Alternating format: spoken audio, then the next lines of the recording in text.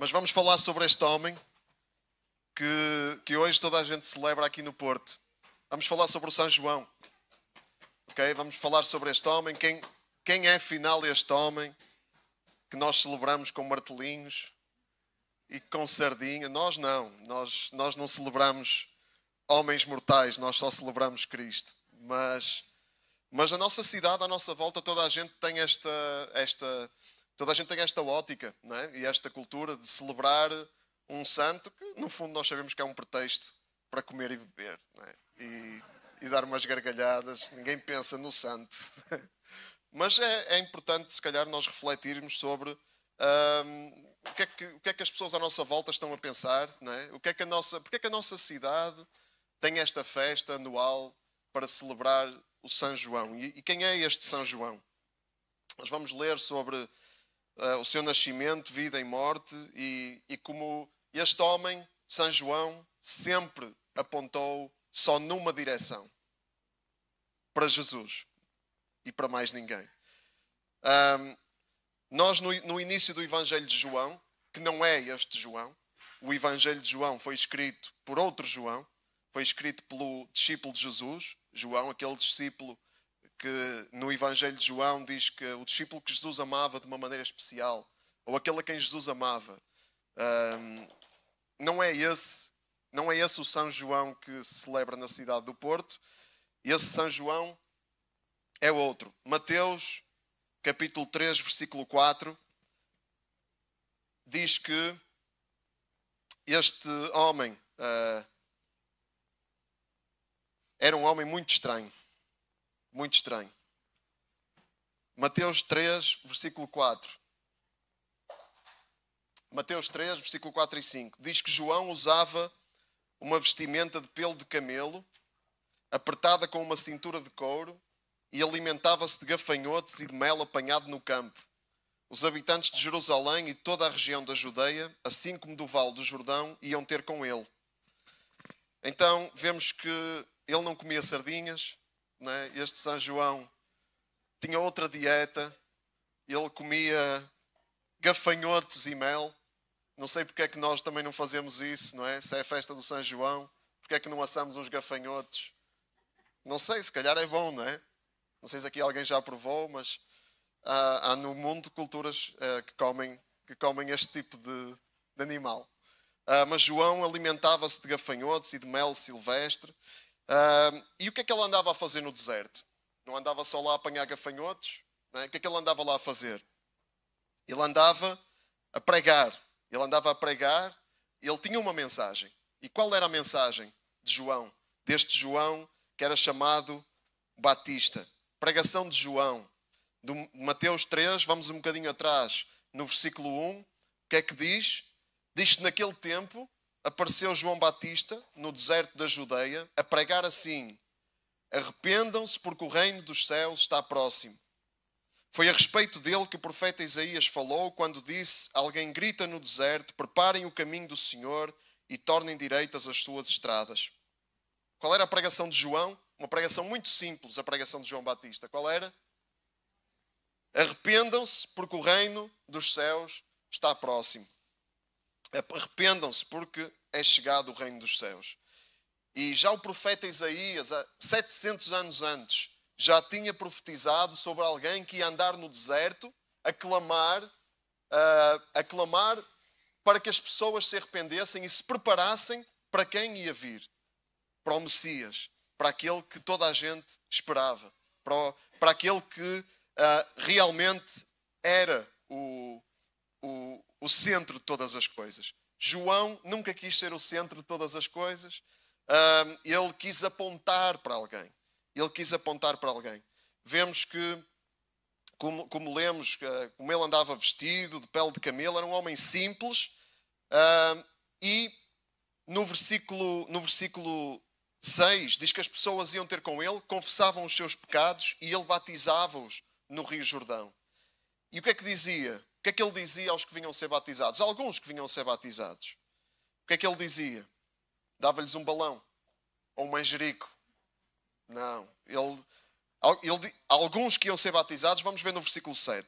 Alguns que iam ser batizados por ele no rio, ele dizia o seguinte: quando João viu que muitos fariseus e saduceus iam ter com eles para serem batizados, disse-lhes o quê?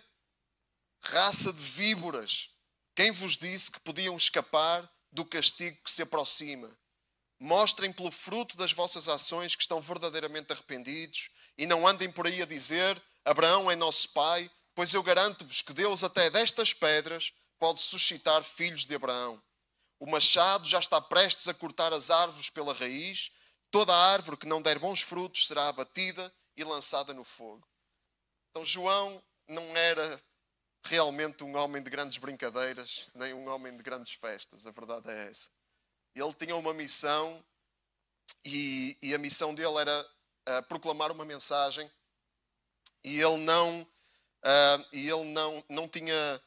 estava com rodeios, não é? Ele tinha uma mensagem muito clara e ele queria mesmo que as pessoas se arrependessem. Na realidade, isto é um apelo, não é? Isto é mais um apelo, é também uma repreensão, não é? Mas também é um apelo. O apelo era que aquelas pessoas se mostrassem realmente arrependidos, porque havia alguns que iam ser batizados só por tradição, só porque era alguma coisa que mais pessoas estavam a fazer, não é? O batismo era algo comum na cultura judaica também, não é?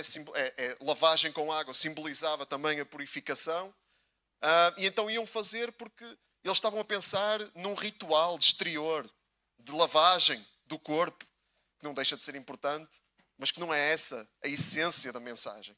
E João, ele queria que as pessoas pensassem na essência. E a essência era que realmente houvesse transformação. Que não fosse só uma tradição, que não fosse só uma religião, mas que houvesse transformação interior. E que dessa transformação interior surgissem obras, surgissem ações que mostrassem o verdadeiro arrependimento. Então, João não pactuava com hipocrisia. E nós sabemos que depois João, ele morreu exatamente por ele não deixar de dizer a verdade desagradável ao rei Herodes. O rei até gostava dele, mas uma noite a filha do rei dançou perante os convidados e o rei gostou tanto de a ver dançar que disse que ela podia escolher, a filha da mulher de Herodes, não é? Que ela podia escolher tudo, qualquer coisa que quisesse. E ela pediu o quê? A cabeça de João Batista num prato, porque a sua mãe, que não gostava nada do que o profeta dizia, instruiu a filha nesse sentido. Então João levou até ao fim, até às últimas consequências, a sua mensagem. E a mensagem dele era para que as pessoas pudessem olhar para o único que podia produzir verdadeira transformação, que era Jesus Cristo. Vamos ler aqui em Mateus 3, vamos um bocadinho mais abaixo, no versículo 11. João explica: eu batizo-vos com água, como sinal de arrependimento, mas aquele que vem depois de mim é mais poderoso do que eu. Não mereço sequer a honra de lhe levar as sandálias. Ele há de batizar-vos no Espírito Santo e no fogo. Tem nas mãos a pá e vai separar na sua eira o trigo da palha. Guardará o trigo no celeiro e queimará a palha numa fogueira que não se apaga. Então era essa pessoa que vinha aí, que João estava a anunciar. Alguém a quem João não merecia sequer a honra de lhe levar as sandálias. Alguém tão importante. As pessoas olhavam para João como um profeta. E um profeta dos verdadeiros. E Israel já não tinha assim uma referência de um profeta há 400 anos. Naquele tempo. O último profeta de referência no judaísmo foi Malaquias. E Malaquias já tinha morrido há mais ou menos 400 anos. Então as pessoas andavam, está aqui um profeta à moda antiga. Um profeta mesmo, como os profetas de Israel de antigamente. Então tinham muito respeito por João. Mas João, ele não estava ali para ter respeito das pessoas. Ele estava ali para apontar para o outro muito mais poderoso do que ele, que ia fazer algo muito mais profundo, não é? João estava a batizar com água como um sinal de arrependimento, mas esse que havia de vir ia batizar-vos no Espírito Santo e no fogo. Ou seja, ia trazer uma transformação interior, uma transformação radical, que era o Espírito de Deus que ia transformar. Não era só uma lavagem exterior, era uma lavagem e uma purificação interior de transformação, para que as pessoas pudessem ter um novo coração e pudessem viver uma nova vida. Era uma mensagem de uma magnitude fora de série. E este homem, ele foi escolhido por Deus apenas para preparar o caminho daquele que viria, o caminho de Jesus Cristo. E esse, sim, esse era o tal. E João, ele várias vezes recusou a honra das pessoas. Ele não estava minimamente interessado nisso. Ele estava interessado em que outro recebesse honra, em que Jesus Cristo recebesse honra. E em João, capítulo 1, se puderem ir comigo, João capítulo 1, versículo 15,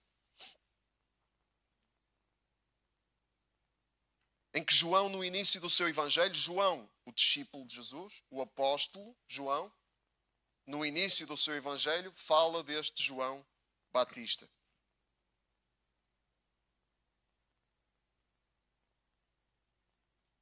Já todos abriram? João 1, versículo 15. João deu testemunho dele ao proclamar: era deste que eu dizia. João Batista deu testemunho dele ao proclamar: era deste que eu dizia, aquele que vem depois de mim é mais importante do que eu, porque já existia antes de mim. Todos nós participamos da abundância dos seus bens divinos e recebemos continuamente as suas bênçãos. É que a lei foi-nos dada por intermédio de Moisés, mas a graça e a verdade vieram por Jesus Cristo. Nunca ninguém viu Deus, só o Deus único que está no seio do Pai o deu a conhecer. Então João, ele veio anunciar Jesus, que vinha depois dele. Como ele diz, é mais importante do que eu. Ele é mais importante do que João. Ele já existia antes de João. Diz que todos nós participamos dos seus bens divinos e recebemos das suas bênçãos.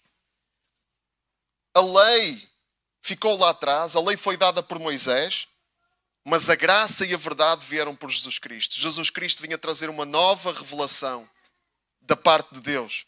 Uma revelação de graça e de verdade que a lei só apontava. A lei também era um instrumento de Deus para apontar. Apontar para quê? Para a incapacidade humana, ninguém consegue cumprir a lei. Apontar para quê? Apontar para a necessidade de perdão, a necessidade de transformação, porque é preciso alguma coisa mais do que apenas vontade de obedecer. É preciso um espírito novo, é preciso um coração novo. E a lei apontava para tudo isso. Então a lei veio por Moisés, a lei foi só uma sombra daquilo que havia de vir, e o que havia de vir era a graça e a verdade que veio por intermédio de Jesus. A graça de Deus.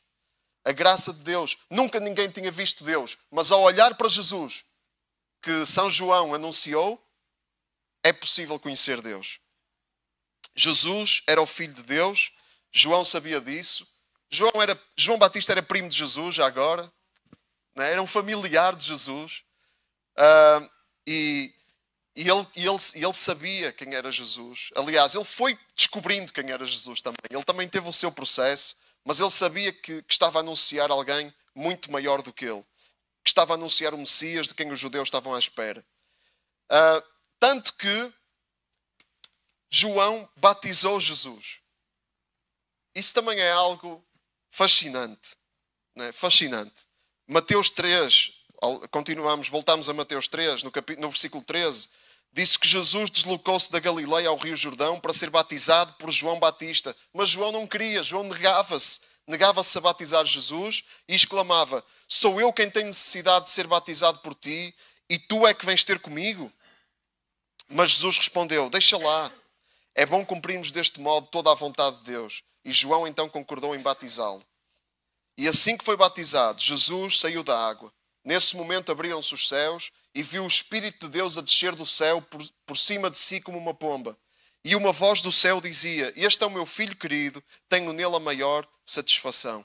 No batismo de Jesus, Deus falou, Deus deu testemunho de quem era Jesus. João Batista teve um papel importantíssimo de que a lei de Deus se cumprisse em Jesus, porque Jesus ele veio cumprir toda a lei. Não é? Por isso é que Jesus disse: vamos cumprir toda a vontade de Deus. Jesus não precisava de arrependimento. Jesus não tinha pecado para se arrepender. Mas Jesus quis cumprir toda a lei de Deus. E foi João que foi usado para que naquele momento se criassem as condições para o Espírito de Deus testemunhar que ali estava o Filho de Deus. Amém? E Jesus era essa pessoa. E João disse uma coisa muito interessante sobre Jesus. Disse várias, né? Mas muito interessante é que João, ele falou de Jesus como aquele que ia tirar o pecado do mundo. Eis o Cordeiro de Deus que tira o pecado do mundo. Ainda ontem estive lá no funeral, eu vi uma homilia, uma missa, onde isto era repetido. Eis o Cordeiro de Deus que tira o pecado do mundo. Eis o Cordeiro de Deus que tira o pecado do mundo. Mas nunca foi explicado o que é que isto quer dizer. O que é que isto quer dizer? O Cordeiro de Deus que tira o pecado do mundo. Quer dizer que Jesus, ele foi o Cordeiro definitivo. Na lei de Moisés, o animal era sacrificado para tirar o pecado do povo. Mas Jesus, ele veio ele próprio ser o Cordeiro. É uma coisa nova. A lei só apontava para isto. Jesus veio ele próprio ser o Cordeiro para que, através dele, todos os pecados pudessem ser perdoados. E quem quiser tem perdão em Jesus. Porque ele é o Cordeiro que foi sacrificado em lugar de cada um de nós. Então nós podemos ter perdão ao receber Jesus na nossa vida e sabemos que de facto ele tira mesmo o nosso pecado, ele tira o pecado do mundo. E ele já tirou o pecado do mundo na cruz, quer dizer, ele levou o pecado sobre ele, o pecado ainda está cá, mas nós podemos ter perdão ao confessar o nosso pecado diante dele. Pelo sangue do Cordeiro, nós podemos ter perdão. E é isso que Deus nos oferece em Jesus. Temos que ouvir a pregação. Temos que ouvir a pregação de João, arrependam-se, né? Ou seja, mudem de atitude, mudemos de direção, vamos viver uma vida nova, porque Jesus, ele está connosco para nos batizar no Espírito Santo e com fogo, para nos purificar. Então podemos ter um coração novo para viver uma vida nova. E é isso que João veio fazer. E Jesus pregou isto também. A primeira pregação de Jesus, se virem lá no Evangelho de Marcos, foi exatamente isso. Arrependam-se porque é chegado o reino dos céus. Então Jesus fez eco da pregação de João. E esta é a revelação de Deus para nós. Não pode haver perdão sem arrependimento. O perdão que Jesus conquistou para nós na cruz está disponível mediante o arrependimento. O arrependimento é necessário. Não é a religião que salva. Não é a igreja que nos salva. Não é a tradição que nos salva. Só há um que nos salva e esse é Jesus. Ainda não é a parte do apelo. Isso é mais a seguir. Mas no Porto hoje celebra-se o dia de São João. Mas, irmãos, isto é algo importante para nós, para podermos testemunhar à nossa volta também. Não é? Dizer às pessoas à nossa volta, à nossa família, a todos os que estão perto de nós, olha, João, a única coisa que ele queria era que as pessoas olhassem para Jesus. Ele não queria ser celebrado, ele nunca quis ser celebrado, ele quis é que as pessoas olhassem para Jesus. E ele disse, ele foi muito direto na sua mensagem, e vamos ficar por aqui, por esta última mensagem de João, no Evangelho do discípulo João, no fim do capítulo 3, são as últimas palavras de João Batista, no Evangelho de João, creio eu, aquele que acredita no Filho tem a vida eterna, quem não se deixa convencer pelo Filho não tem parte nessa vida, mas sobre ele recai o castigo de Deus. Aquele que acredita no Filho tem a vida eterna, quem não se deixa convencer pelo Filho não tem parte nessa vida, mas sobre ele recai o castigo de Deus. Só há dois caminhos. Ou cremos no Filho, no Cordeiro de Deus que tira o nosso pecado, nos arrependemos e vivemos uma vida nova com o poder que Ele nos dá, ou então espera-nos o castigo eterno. Porque sem Ele não há esperança nenhuma. Sem Ele só nos resta a condenação, porque todos nós precisamos de perdão. Ninguém aqui é perfeito, ninguém é santo, todos nós precisamos de perdão e só em Jesus Cristo nós encontramos isso. E por isso é que nós temos vida eterna nele, e sem Ele temos morte. Só resta morte sem Jesus. Daí a urgência de João Batista de entregar esta mensagem e de fazer a mensagem bem clara e bem audível por toda a gente. Que ninguém se enganasse. Não basta cumprir uma tradição, não basta fazer parte de uma religião, não basta aderir a uma religião. Isso não é nada, isso não faz nada, não produz nada, não produz transformação nenhuma. A única coisa que é preciso é receber o Cordeiro de Deus. Amém? É receber o sacrifício do Cordeiro de Deus. É receber Jesus Cristo na nossa vida para que Ele nos transforme. Vamos ficar de pé, vamos orar. E eu gostava de convidar todos nós. Para muitos de nós esta mensagem não é nova, ou para praticamente todos nós. É uma mensagem que é a mais básica da fé cristã. Mas nós precisamos desta mensagem a cada dia. Porque muito facilmente nós caímos na armadilha da religiosidade, da rotina religiosa, ou então achamos que isto já ouvimos, já sabemos, e depois vivemos numa vida que não integra esta mensagem no dia a dia. Separamos a nossa vida religiosa da nossa vida diária, do nosso trabalho, da nossa família, da nossa vida na nossa vizinhança, das festas que celebramos, separamos as coisas e então caímos numa religiosidade. Isto passa a ser uma mensagem só religiosa na nossa vida. Mas esta mensagem é para transformar a nossa vida todos os dias. O arrependimento é para viver todos os dias. O Evangelho é para transformar todos os dias.